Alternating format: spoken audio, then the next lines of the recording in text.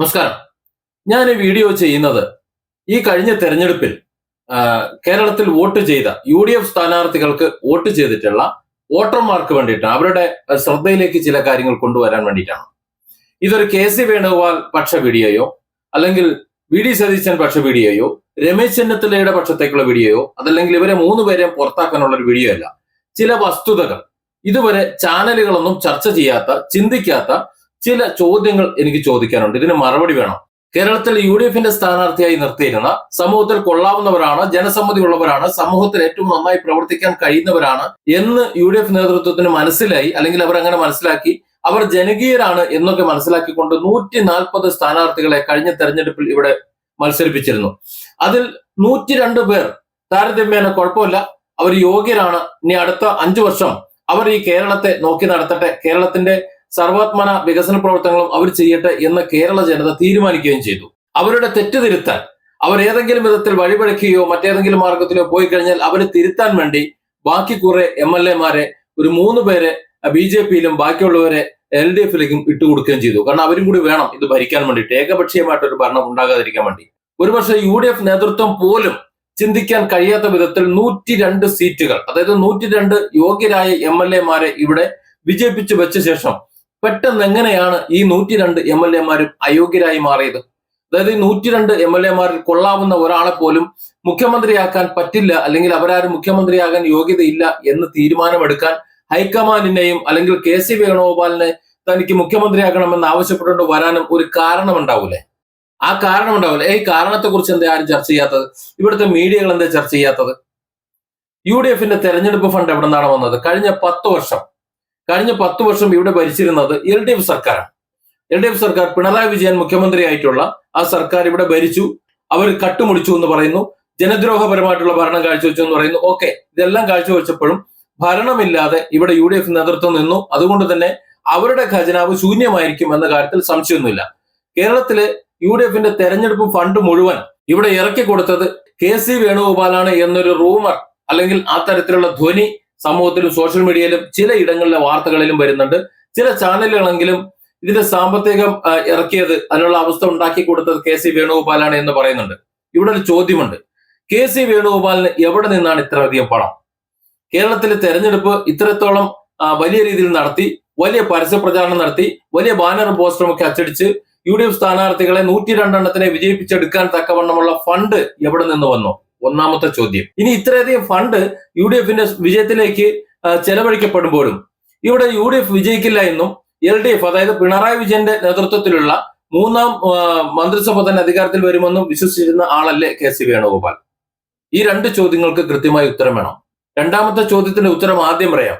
UDF സർക്കാർ ഇവിടെ വരുമായിരുന്നു, 102 സീറ്റ് അല്ലെങ്കിൽ 100-ന് മേലെ സീറ്റ്, അതല്ലെങ്കിൽ ഭരിക്കാനുള്ള കേവല ഭൂരിപക്ഷത്തോടുകൂടി UDF ഇവിടെ അധികാരത്തിൽ വരുമെന്ന് KC വേണുഗോപാലിന് ഉറപ്പുണ്ടായിരുന്നെങ്കിൽ KC കഴിഞ്ഞ തെരഞ്ഞെടുപ്പിൽ എന്തായാലും ഇവിടെ MLA സ്ഥാനത്തിന് വേണ്ടി മത്സരിച്ചേനെ, മുമ്പ് കുഞ്ഞാലിക്കുട്ടി സാഹിബ് വന്ന് മത്സരിച്ചതുപോലെ. പക്ഷെ KC വേണുഗോപാലിന് ഇവിടെ മത്സരിക്കാൻ ധൈര്യം ഉണ്ടായിരുന്നില്ല. കാരണം UDF അധികാരത്തിൽ വരുമെന്ന് ഉറപ്പുണ്ടായിരുന്നില്ല. ഒന്ന് ശ്രമിച്ചു നോക്കിയതാണ്, അതിനാവശ്യമായ ആ ഫണ്ട് ഇറക്കി ഒന്ന് ശ്രമിച്ചു നോക്കി.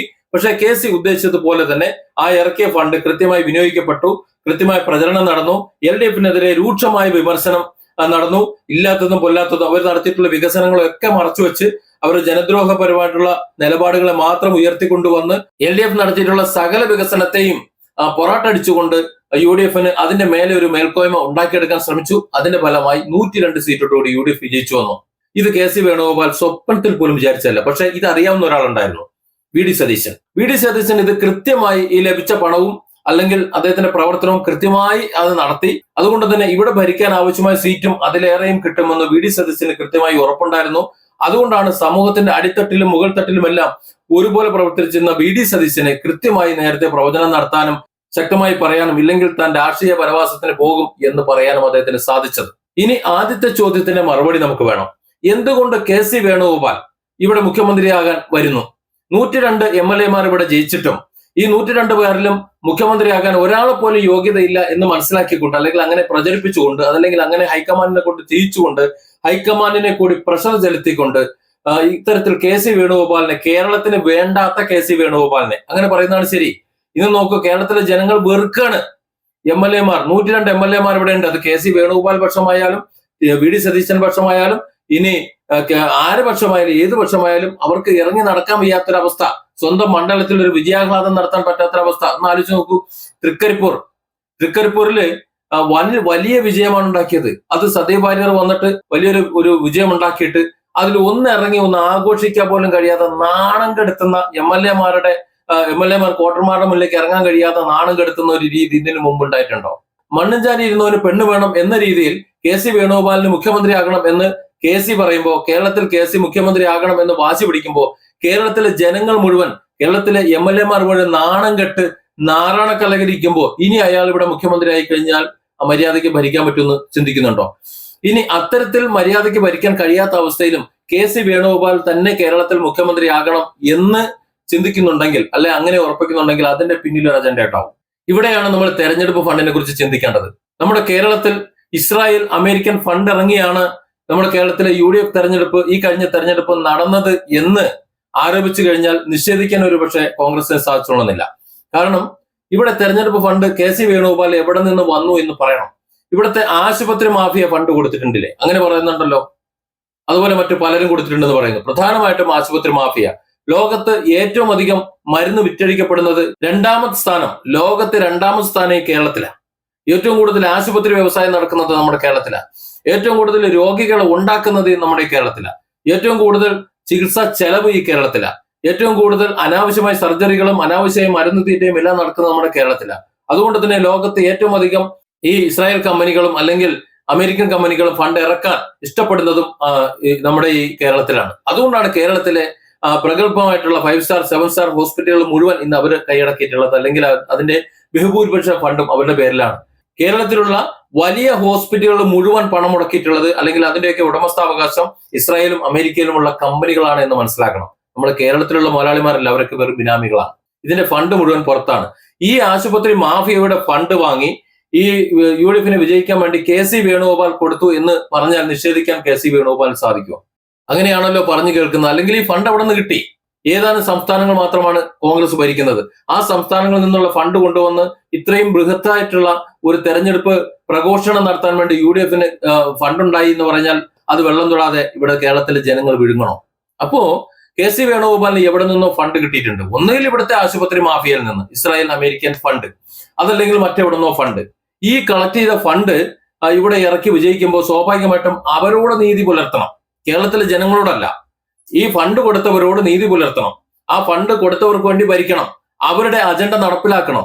അങ്ങനെ അവരുടെ അജണ്ട നടപ്പിലാക്കണമെന്നുണ്ടെങ്കിൽ വി ഡി സതീശന് ഇവിടെ മുഖ്യമന്ത്രിയായാൽ പറ്റില്ല, അതിന് കെ.സി. വേണുഗോപാൽ മുഖ്യമന്ത്രി ആയാലേ പറ്റൂ. ആ ഒരു അവസ്ഥയിൽ മുഖ്യമന്ത്രിയാകാൻ വേണ്ടി ഏത് നാറിയ കളിയും കളിക്കും, ആരെയും നാറ്റും, കേരളത്തിലെ ജനങ്ങൾ മുഴുവൻ നാണം കെടുത്തും. ജയിച്ചു വന്ന എം.എൽ.എമാർ തലയെ മുന്നിട്ട് നടന്നില്ലായില്ലെങ്കിൽ സാരമില്ല, തനിക്ക് മുഖ്യമന്ത്രിയായാൽ മതി എന്ന് തീരുമാനമെടുക്കണമെന്നുണ്ടെങ്കിൽ ഇത്തരത്തിലൊരു അജണ്ട ഇല്ലെങ്കിൽ എന്തുകൊണ്ടാണത് ഇങ്ങനെ നീണ്ടുപോകുന്നത്? എന്തുകൊണ്ടാണ് ഹൈക്കമാൻഡിന് കൃത്യമായ നിലപാടെടുക്കാൻ കഴിയാത്തത്? അല്ലെങ്കിൽ തെരഞ്ഞെടുപ്പ് ഫണ്ട് എവിടെ നിന്ന് പറയണം? ഇത്രയധികം ഫണ്ട് ഇവിടെ ചെലവാക്കിയല്ലോ. കെ.സി. വേണുഗോപാൽ കേരളത്തിൽ മുഖ്യമന്ത്രിയാകുന്നത് കേരളത്തെ ഭരിക്കാനല്ല, അല്ലെങ്കിൽ കേരളത്തിലെ ജനങ്ങളെ നന്നാക്കാൻ വേണ്ടിയിട്ടല്ല. പിണറായി വിജയൻ ഇവിടെ കേരളത്തിൽ നടത്തിയിട്ടുള്ള വികസനത്തിന്റെ 10% പോലും നടത്താൻ കെ.സി. വേണുഗോപാലിന് കഴിയില്ല.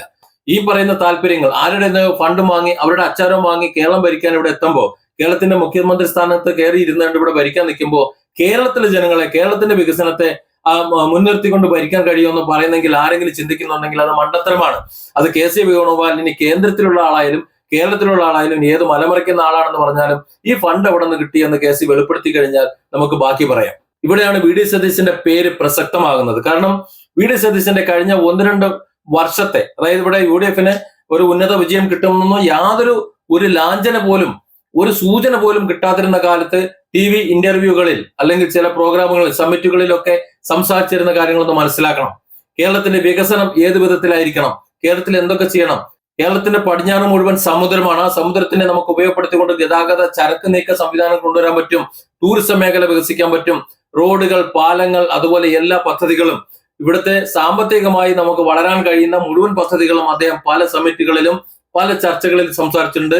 ലോകത്തിനൊപ്പം ഈ 2026 നമ്മൾ ജീവിക്കാൻ കഴിയുന്ന രീതിയിലുള്ള പദ്ധതികൾ അദ്ദേഹത്തിൽ നിന്ന് വിഭാവനം പുറത്തേക്ക് വന്നിട്ടുള്ളത് നമ്മൾ കണ്ടിട്ടുണ്ട്. ഞാൻ ഈ വി ഡി സതീശനെ പൊക്കി പറയുന്നതല്ല. ഈ കെ.സി. വേണുഗോപാൽ എന്ന് പറയുന്ന ഈ ഒരു കക്ഷിയിൽ നിന്ന് ഇതൊന്നും ഞാൻ കേട്ടിട്ടില്ല. ഞാനെന്നല്ല കേരള ജനത കേട്ടിട്ടില്ല. തെരഞ്ഞെടുപ്പിന് മുമ്പ് തന്നെ വി ഡി സതീശന് ഇത്തരത്തിൽ കാര്യങ്ങൾ വന്നുകൊണ്ട് അതിന് പിണറായി വിജയൻ ചെയ്താലും മതി, ഇനി വി ഡി സതീശൻ മുഖ്യമന്ത്രി ആയാലും മൂപ്പര് ചെയ്യാം, എന്നാൽ ആര് ചെയ്താലും മതി. കാര്യം കേരളത്തെ സംബന്ധിച്ചിടത്തോളം കേരളം വികസിച്ചാൽ മതി. ആ ഒരു നിലപാടിൽ വി.ഡി. സതീശൻ സംസാരിച്ചുള്ള സമിറ്റുകൾ അവിടെ നിൽക്കുമ്പോൾ മറുഭാഗത്ത് അത് നടപ്പിലാക്കാനുള്ള ഒരു അവസരം വരുന്ന സമയത്ത് അതൊന്നും നടപ്പിലാക്കണ്ട, ഇവിടെ ചില മുതലാളിമാരുടെ നമുക്ക് ഇലക്ഷന് തെരഞ്ഞെടുപ്പിന് വേണ്ടി ഫണ്ട് ഇറക്കിയിട്ടുള്ള കുറെ മുതലാളിമാരുണ്ട്, കുറെ വിദേശ കുത്തകകളുണ്ട്, കുറെ വിദേശ കമ്പനികളുണ്ട്. ആ കമ്പനികളുടെ ആ കുത്തകകളുടെ ആ മുതലാളിമാരുടെ സ്ഥാപിത താല്പര്യങ്ങളെ നടപ്പിലാക്കി കൊടുക്കാൻ, അവർക്ക് ഇവിടെ കാശുണ്ടാക്കി കൊടുക്കാൻ, ചുരുക്കം പറഞ്ഞാൽ കേരളത്തിലെ ജനങ്ങളെ വീണ്ടും നശിച്ച് നാരായണക്കല്ലെടുപ്പിക്കാൻ വേണ്ടി കെ.സി. വേണുഗോപാൽ എന്ന് പറയുന്ന ഒന്നിനെ ഡൽഹിയിൽ നിന്ന് ഇങ്ങോട്ട് കെട്ടിയെടുക്കുകയാണ് എന്ന് പറഞ്ഞാൽ എത്ര പേർക്ക് ഇത് നിഷേധിക്കാൻ സാധിക്കും? അല്ലെങ്കിൽ കെ.സി. വേണുഗോപാൽ പറയണം ഇത്രയധികം ഫണ്ട് എവിടെ നിന്ന് വന്നോ, ആരാണ് കെ.സിക്ക് ഫണ്ട് കൊടുത്തത്? കെ.സിന്റെ തറവാട്ടിൽ നിന്ന് എടുത്തുകൊണ്ടൊന്ന് കേരളത്തിന് ഇലക്ഷൻ നടത്താൻ വേണ്ടി ഫണ്ട് കൊടുത്തിട്ടുണ്ടാവില്ലല്ലോ. ഈ ഫണ്ട് എവിടെ നിന്ന് വന്നു എന്ന് പറയണം. ആർക്ക് വേണ്ടിയാണ് കേരളത്തിൽ ഇത്രയധികം ജനവിരുദ്ധ നിലപാടുണ്ടായിട്ടും, ഇത്രയധികം ജനങ്ങൾ വെറുത്തിട്ടും, ഇത്രയധികം MLA-മാരെ നാണം കെടുത്തിയിട്ടും, ഇവിടെ വോട്ട് ചെയ്ത ജനങ്ങൾക്ക് തലയിൽ മുന്നിട്ട് ഇറങ്ങി നടക്കാൻ വയ്യാത്തൊരു അവസ്ഥ വന്നിട്ടും ഒരിക്കലും ജയിക്കില്ല എന്ന് കരുതിയിരുന്ന CPM-നും LDF-നും എഴുതി കൊടുത്തിരുന്ന കുത്തക മണ്ഡലങ്ങൾ പോലും ബലമായി പിടിച്ചെടുത്തിട്ട് UDF-ന്റെ കൊട്ടയിൽ വെച്ചു കൊടുത്തിട്ട് CPM-ന്റെ തന്നെ ഒരു വിഭാഗം അണികൾ ഞങ്ങളുടെ പാർട്ടിയെ നന്നാക്കാൻ വേണ്ടിയിട്ടെങ്കിലും UDF-ന് വോട്ട് കൊടുത്തുകൊണ്ട് ഒരു 5 കൊല്ലം നിങ്ങൾ മര്യാദയ്ക്കൊന്ന് ഭരിച്ച് കാണിച്ചു കൊടുക്ക്, ഇങ്ങനെയാണ് ഈ കേരളം ഭരിക്കേണ്ടതെന്ന് ഭരിച്ച് കാണിച്ചു കൊടുക്കുക എന്ന് വി.ഡി. സതീശന്റെ പ്രഖ്യാപനങ്ങളും ആ സമിറ്റുകളും ഒക്കെ കണ്ടിട്ട് ഇതൊന്ന് നടപ്പിലാക്കട്ടെ. എന്നിട്ട് അടുത്ത തെരഞ്ഞെടുപ്പ് മുതൽ CPM-നെ കൊണ്ട് നമുക്കിത് ചെയ്യിക്കാം, നമ്മുടെ പാർട്ടി അന്യാധീനപ്പെട്ട് പോകാതിരിക്കട്ടെ എന്ന് കരുതി വോട്ട് കൊടുത്തിട്ടുള്ള CPM-ന്റെ അണികളുണ്ട്. CPM-നെ നന്നാക്കാൻ വേണ്ടി UDF-നെ തൽക്കാലത്തിലേക്ക് അധികാരത്തിലേക്കുള്ള ഒരു വിഭാഗം അണികൾ, അവർക്ക് കൂടി നാണക്കേടാണ്. ഇത് മുഴുവൻ ആൾക്കാർക്ക് നാണക്കേടാണ്. കൃത്യമായി ഉത്തരം വേണം. കെ.സി. വേണുഗോപാൽ ആർക്ക് വേണ്ടിയാണ് കേരളത്തിൽ മുഖ്യമന്ത്രി ആയിരിക്കണമെന്ന് ഇങ്ങനെ വാശി പിടിക്കുന്നത്? അതല്ലെങ്കിൽ കേരളത്തിലെ 102 MLA-മാർ ജയിച്ചു വന്നിട്ടുണ്ട്. ഈ MLA-മാർ എന്ത് യോഗ്യത കുറവിന്റെ പേരിലാണ്, അതിൽ തന്നെ യോഗ്യതയുള്ളവരുണ്ട് എന്നാണ് നമ്മളൊക്കെ മനസ്സിലാക്കുന്നത്. ആ യോഗ്യതയുള്ളവരിൽ എന്ത് അയോഗ്യതയുടെ പേരിലാണ് അവരെയൊക്കെ മുഖ്യമന്ത്രി സ്ഥാനത്ത് നിന്ന് മാറ്റി നിർത്തുന്നത്? Different angles. Don't forget to subscribe and support this channel.